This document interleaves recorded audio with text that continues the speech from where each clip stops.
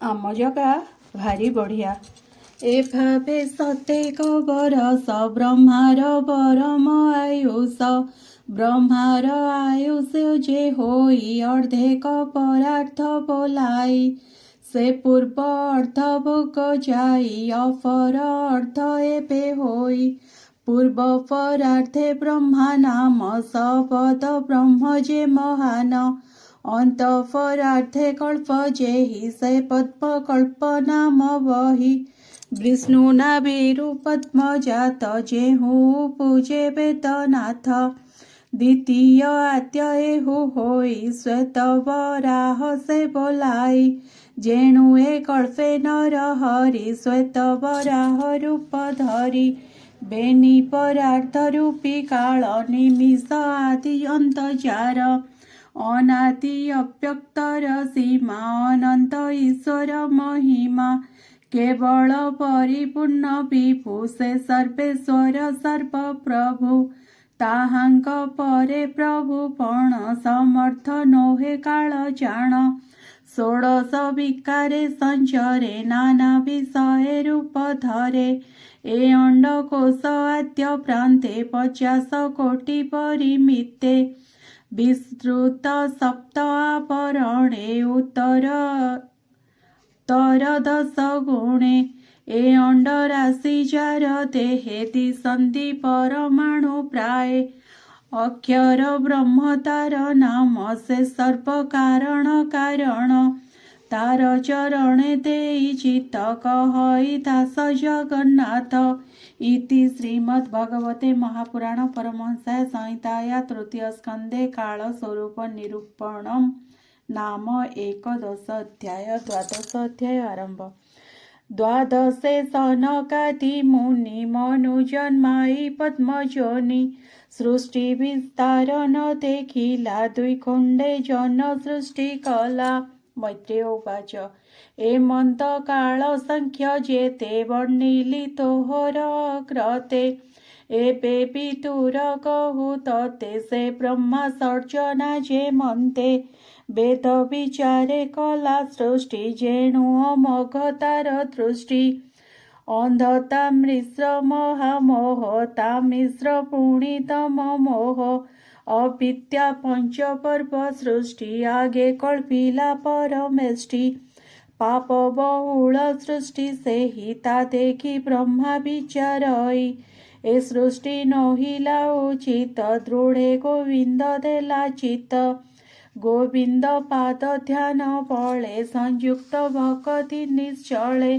विष्णुर अंशे चारि व्रत ब्रह्मार मन मध्य जात सनक सनंद एबेनि कुमार सनातन घेनि स्वभावे ऊर्ध्वरे तावन्ति विष्णु आनन जानन्ति ताहांकु चाहिबे तवर स्वभावे कहई मधुर तुम्भे चतुर पुत्रे मोर वेद प्रमाणे सृष्टि कर ए मन्ते पिता वाक्य शुणी पुत्रे कहन्ति मने गुणी आंभर तेणे कार्य नाही ए मन्त आज्ञा दिय तुई गोविंद चरणार बिंदे भक्ति करिपु मुख्य पदे ए मन्त शुणी तांक वाणी क्रोधे कंपिला कुश पाणी पुणी बुद्धिरे चित्त ध्याने सुमरी नर हरि कोपे भ्रुकुटिता कुटिल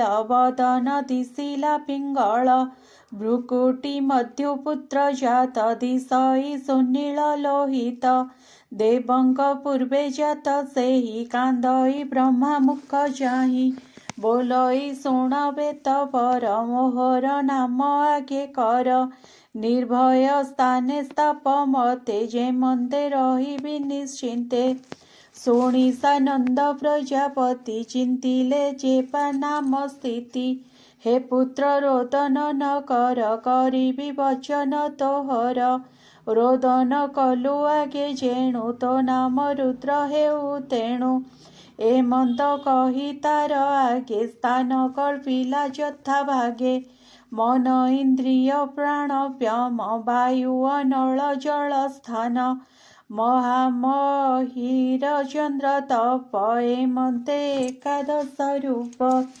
ଯେ ସ୍ଥାନେ ଯେ ନାମ ତୋହର ହୋଇବ ଶୁଣ ହେ କୁମର। ମନ ଉପରେ ମନ୍ୟୁ ନାମ ଇନ୍ଦ୍ରିୟ ପଦେ ମନୁ ଜାଣ। ପ୍ରାଣରେ ବସେ ମହିନସ ଆକାଶେ ମହାନ ପ୍ରକାଶ। ପବନେ ଶିବ ରୂପେ ବସେ ଅନଳେ ଋତୁଧ୍ୱଜ ମିଶେ।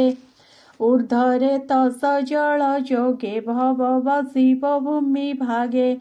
ରବିର ସ୍ଥାନେ କାଳ ଭାବ ଚନ୍ଦ୍ରେ ବସିବ ବାମଦେବ। ତପେ ବସିବ ଧୂତ ବ୍ରତ ଏମନ୍ତ ଏକାଦଶ ମତ। ତୁମ୍ଭର ପତ୍ନୀ ନାମ ଯେତେ ଶୁଣ କହିବା ତୋ ଅଗ୍ରତେ।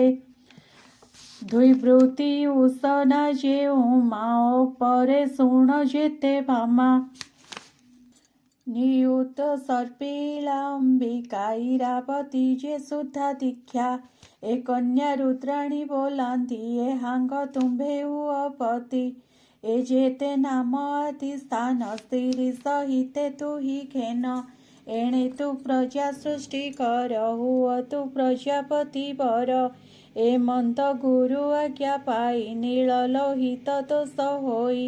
ସତ୍ୱ ଆକୃତି ଆତ୍ମ ସମ ନିର୍ମାଣ କଲା ପ୍ରଜା ଗଣ।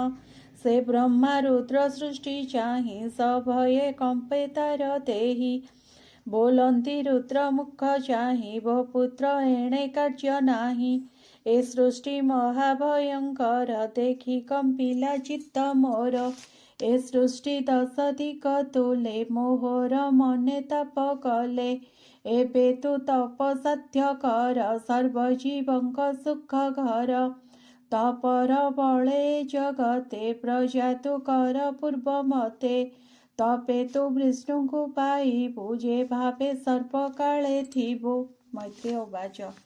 ଏମନ୍ତ ବ୍ରହ୍ମା ଆଜ୍ଞା ପାଇ ନୀଳ ଲୋହିତ ଦୋଷ ହୋଇ।